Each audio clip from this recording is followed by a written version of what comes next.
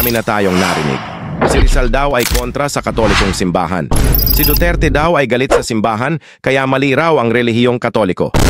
Pero totoo nga ba ito? Tara't alamin natin ang katotohanan gamit ang kasaysayan, pananampalataya at boses ng katuwiran.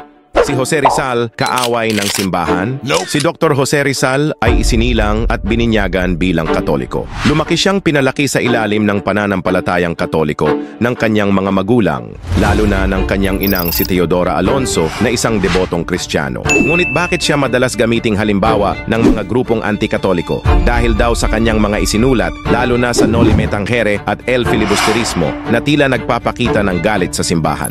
Ang totoo niyang kinakalaban, hindi ang simbahan, kundi ang abuso. Sumahalagang tandaan. Hindi simbahan ni Kristo ang tinuligsa ni Rizal, kundi ang ilang praileng Kastila na inaabuso ang kapangyarihan. Sa kanyang mga nobela, ang mga karakter tulad ni Padre Damaso at Padre Salvi ay simbolo ng katiwalian ng ilang opisyal ng simbahan noong pananakop ng Espanya.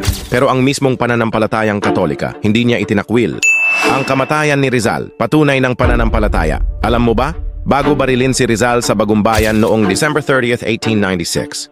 Siya ay nangumpisal. Tinanggap ang banal na komunyon, sumulat ng retraction letter na nagpapahayag ng kanyang pagbabalik loob at pagtanggap sa mga aral ng simbahan. May hawak na rosaryo habang papunta sa lugar ng pagbitay. Excommunicated ba si Rizal? Hindi po. Ang simbahang Katoliko ay hindi siya itiniwalag. Sa katunayan, pinayagan siyang mangumpisal at makipag-isa muli sa pananampalataya bago siya pumanaw, isang malinaw na tanda na niyakap niyang muli ang simbahan. Si Duterte, bakit madalas bumatikos sa simbahan?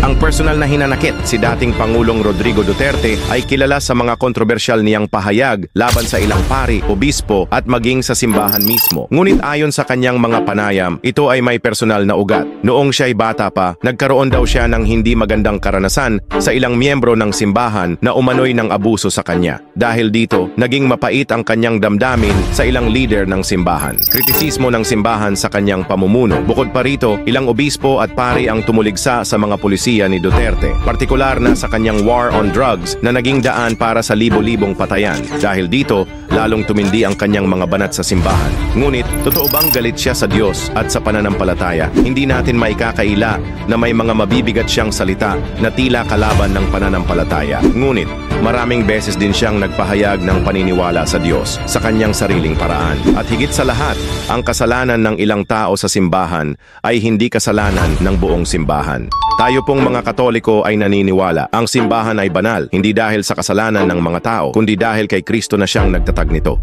Ang katotohanang tinakpan ng mga sekta, ito ang mga baluktot nilang pahayag. Marami sa mga modernong sekta ngayon ang sinasadyang gamitin sina Rizal at Duterte upang sirain ang simbahang Katoliko.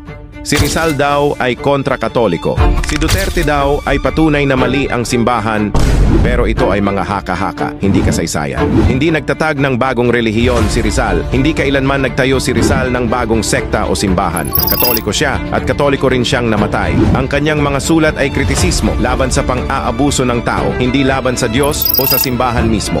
Ang simbahan ay itinatag ni Kristo, hindi ng tao.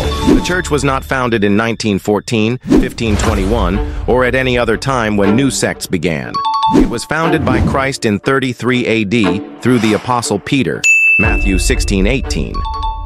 At anuman ang sabihin ng iba, ang pintuan ng impyerno ay hindi magwawagi laban sa kanya. Mga kapatid, tayo'y maging mapanuri.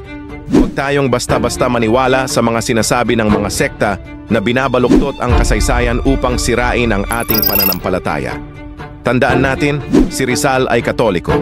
Si Duterte ay may personal na hinanakit, ngunit hindi nangangahulugang mali ang simbahan. Ang simbahan ay dumaan sa libo-libong taon ng pagsubok, ngunit nananatiling buhay, banal at totoo. Ang haligi at saligan ng katotohanan ay ang Iglesia. Unang Timoteo 3:5.